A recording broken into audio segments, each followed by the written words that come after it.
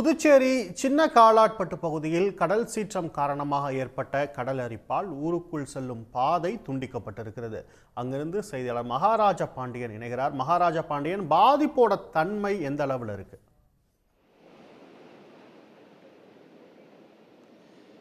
CP, புதுச்சேரியில் ரிட்வா புயல் தாக்கங்களை நம்ம சாட்சியங்களுடன் சன் நியூஸ் நேரலையில் நம்ம தொடர்ச்சியாக 2 நாட்கள் காட்டி வருகிறோம்.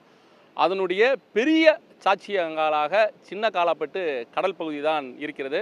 தற்போது நான் அங்கு தான் இருந்து கொண்டிருக்கிறேன். நான் இருப்பது கடல் பகுதியோ கடற்கரை ஓரமோ கிடையாது, சின்ன காலாப்பட்டினுடைய முக்கியமான பிரதானமான சாலையில் தான் இருந்து கொண்டிருக்கிறேன். அதை நீங்கள் நேரடியாகவே பார்க்கலாம். நமது ஒளிப்பதிவாளர் வெங்கட் காட்டி கொண்டிருக்கிறார். நேற்று இரவு வரை இந்த பகுதி சாலையாக இருந்தது. கடந்த 2 நாட்களாக இந்த பகுதியில் கடல் சீற்றம் அதிகமாக இருக்கிறதால் இன்று காலை பொதுமக்கள் பார்க்கும்போது வெளியே செல்ல முடியவில்லை, வெளியே இருப்பவர்கள் ஊருக்குள் வர முடியவில்லை. ஏனென்றால் இந்த பிரதான சாலை கடல் அரிப்பால் துண்டிக்கப்பட்டு கடல் பகுதியாக கடற்கரை ஓரமாகவே காட்சியளிக்கிறது. இதனால் இந்த பகுதி மக்கள் ஒரு தவிப்பில் தான் இருந்து கொண்டு இருக்கிறார்கள். நாம் நேரடியாக அந்த களத்தில் தான் இருந்து கொண்டு இருக்கிறோம். அதை நீங்கள் நேரடியாகவே பார்க்கலாம்.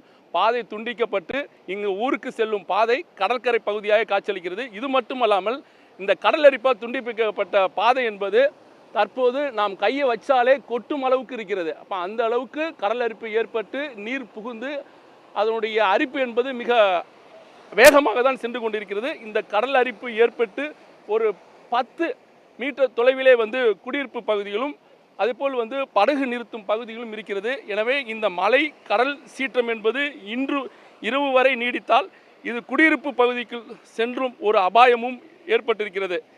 நேற்று இரவு படுக்கும்போது இந்த பகுதியில் சாலையாக இருந்தது. இன்று காலை விடிந்து பார்க்கும்போது கடல் பகுதியாக இருப்பதால் இந்த பகுதியில் இருக்கும் மீனவர்கள் மிகுந்த துயரத்திலும் சிரமத்திலும் தான் இருக்கிறார்கள். என்ன நடந்தது, இந்த சாலை கடல் பகுதியாக மாறுவதற்கு என்ன காரணம் என்பது குறித்து இங்கு உள்ள மீனவருடன் கேட்கலாம். நேற்று இரவு சாலையாக இருந்துச்சு, இன்னைக்கு கடல் பகுதியாக இருக்குது, என்ன காரணம்? இங்கே சின்னலாட்டு மீனவர் பகுதியில் ஒரு 300 குடும்பத்துக்கு மேலே நாங்கள் இருக்கோம். நேற்று 7 மணி அளவில் டிராக்டரை கூட்டு இந்த இடத்துல போட்டு எல்லாம் பாதுகாப்பாக இடத்துல இழுத்து வச்சோனாங்க. இப்போ காலையில் தூங்கி எழுந்தோடனே பார்க்குறேன் இந்த சாலைகளே கிடையாது. அதாவது தூங்கி எழுந்து காலையில் பார்க்குற இந்த சாலையே இல்லாமல் இருக்குது. அப்போ நீண்ட நாள் கோரிக்கை இந்த சட்டமன்ற காலாவடி தொகுதி சட்டமன்ற உறுப்பினர்கிட்ட நாங்கள் கேட்டோம். ஒரு தூண்டில் வேலை அமைச்சு கொடுத்தா எங்களுக்கு பாதுகாப்பாகவும் நாங்கள் தொழில் பண்ணுறதுக்கும் பாதுகாப்பாக இருக்கும், போட்டு நிறுத்தி வைக்கிறதுக்கு பாதுகாப்பாக இருக்கும் அப்படின்னு கேட்டோம். அதனால் சட்டமன்ற உறுப்பினர் தற்காலிகமாக இந்த பாறங்கள் எடுத்துகிட்டு கொட்டினாங்க. அது கொட்டுறதால ஒரு சில விளைவுகள் என்னென்னா, கடல் அரிப்பு உள்ளே ஒரு சில மீட்டருக்கு கடல் அரிப்பு உள்ளே போச்சு. அப்போ சாலையும் துண்டிக்கப்படுது, படகு நிறுத்தி வைக்கிறதுக்கு எங்களுக்கு இடம் இல்லாமல் இருக்குது. எங்களோட நீண்ட நாள் கோரிக்கையை எங்களுக்கு தூண்டில் வேலை அமைச்சு கொடுக்கணும்.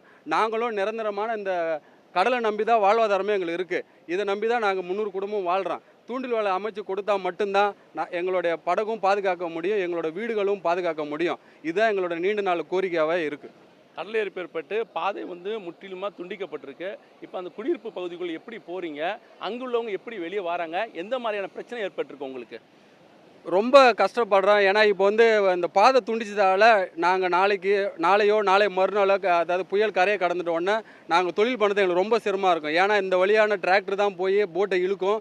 அதேமாதிரி ஒரு எமர்ஜென்சின்னு சொன்னால் ஒரு ஆம்புலன்ஸோ எந்த ஒரு இதுவுமே இந்த பாதையால் வர முடியாது. அது மாதிரி சூழ்நிலையில் இருக்குது. அதனால் இப்போ மறுபடியும் இந்த பாதையும் அமைச்சு தரத்துக்கு ரொம்ப சிரமமாக இருக்குது. அதனால் தூண்டில் வேலை அமைச்சு கொடுத்தா மட்டும்தான் நாங்கள் நிரந்தரமான எங்களுக்கு தீர்வாக இருக்கும். படகுலாம் எங்கன்னு இருக்குது? இப்போ படகோட நிலைமை எப்படி இருக்குது? கடல் அரிப்பு ஏற்பட்டிருக்கு, தொடர்ந்து மழை இருக்குது, கடல் சீற்றம் இருக்குது. அந்த நிலைமை போய் பார்த்தீங்களா? படகெல்லாம் போய்த்தீங்களா? வணக்கம் ஐயா. நாங்கள் போட்டு நைட்டு காலையில் 10 மணிலேருந்து இந்த போட்டினுடைய பாதுகாப்பு பண்ணுறது பெரிய வேலையாக இருந்தது எங்களுக்கு. நான் பாதுகாப்பு பண்ணுறதுக்கு இந்த ரோடு இருந்தது. இப்போ இந்த ரோடு கிடையாது. நாளைக்கு அந்த போட்டை வெளியே எடுக்கணும்னா பாதுகாப்பு பண்ணுறதுக்கு ரோடு கிடையாது. இப்போ நாங்கள் ஒரு 1.5 கிலோமீட்டருக்கு இடமால தான் போட்டு அந்த நிலா மாமாஸ் ஹோட்டலுங்கிட்ட தான் இழுத்து வச்சுருக்கிறோம். அந்த வண்டி தான் போய் எங்களை இழுத்துனாங்க. கவர்மெண்ட் வர வைக்கல. ஏன்னா ஊர் சார்பாக தான் நாங்கள் வண்டி வர வச்சு அந்த போட்டெலாம் நாங்கள் சரி பண்ணி வச்சுருக்கிறோம். ஆனால் சரி பண்ணியிருக்கிறோன்னு சொல்ல முடியாது. போட்டு கீழே நம்ம இழுக்கிறதுனால ரொம்ப டேமேஜ் இருக்குது கீழே. ஏன்னா போட்டினுடைய உடையும் அது பொருளை பாதுகாப்பு பண்ண தான் பண்ணுவாங்க. அது என்ன நடக்குது போகுதுன்னு தெரியாது. நாளைக்கு எடுத்து பார்க்கக்குள்ள தான் அதனோட டேமேஜ் தெரியும். அது கூட எங்களுக்கு வழி கிடையாது. ஏன்னா ரோடு கிடையாது. இப்போ ரோடு இருந்தால் மட்டும்தான் அந்த வண்டி பொருளெல்லாம் நம்ம பாதுகாப்பு பண்ண முடியும். ஒரு அளவு நம்ம பாதுகாப்பு பண்ணி வச்சுருக்கிறோம். இப்போ ஒரு ரோடு இல்லாமத்தெல்லாம் பாதுகாப்பு. அதேமாரி இந்த ஓடையினால் தண்ணி வர்றதுனால எங்களுக்கு பாதுகாப்பு கிடையாது. ஏன்னா எல்லா ஏறு தண்ணியாகவும் இந்த ஓட்டலுக்கு பின்னாடி தான் அந்த ஓடை, அங்கே எல்லாம் தண்ணி வரும். அதனால் அங்கே எங்களோட போட்டு ஸ்டே பண்ணுறதுக்கு வழியே கிடையாது. ஏன்னா அந்த ஓடை இப்போ தண்ணி கடலுக்கு போகிறதுக்காக ஒரு பாலம் மாரி கட்டி கொடுத்து அது சரி பண்ணி கொடுத்தாங்கன்னா எங்களுக்கு இன்னும் நல்லாயிருக்கும். ஏன்னா போட்டு எங்களுக்கு நாங்கள் எங்கே வேணாலும் கொண்டு போகலாம், எங்களுக்கு வலை வர நாங்கள் பாதுகாப்பு பண்ணலாம். இப்போ வலை வர வைக்க முடியல, எல்லாமே வந்து போட்டினுடைய மேலே சுமந்து கொண்டு தான் நாங்கள் வச்சுருக்கோம். ஏன்னா அதில் ரொம்ப வெயிட் ஆகும், ரொம்ப டேமேஜ் ஆகும் போட்டுக்கோடு இருந்துச்சு. ரிட்வா புயலுடைய தாக்கம் வந்து மீனவர் பகுதியில் வந்து அதிகமாக இருப்பதை தான் நாம் வந்து கடந்த 2 நாட்களாக களத்தில் பார்க்கக்கூடிய ஒரு செய்தியாக தான் இருக்கிறது. ஏனென்றால் கடல் சீற்றம், கடல் அரிப்பு, இதனால் பாதிப்பு வந்து அவர்களுக்கு தான் இருக்கிறது. எங்கள் ஊருக்கு செல்லக்கூடிய பாதை துண்டிக்கப்பட்டு இருக்கிறது. நாங்கள் வெளியேற முடியவில்லை. அடுத்த கட்டமாக எங்களுடைய வாழ்வாதாரமான படகுகளை நாங்கள் எப்படி மீட்க போகிறோம் என்று தெரியாத சூழ்நிலை தான் இங்கு உள்ள மீனவர்கள் கண்ணீரில் மிதந்து கொண்டிருக்கிறார்கள். அதாவது புதுச்சேரியில் மழை அதிகமாக இருக்கிறது. மழையில் தண்ணீர் அதிகமாக இருப்பதால் புதுச்சேரி சேர்ந்த பொதுமக்களும் பாதிக்கிறாங்க.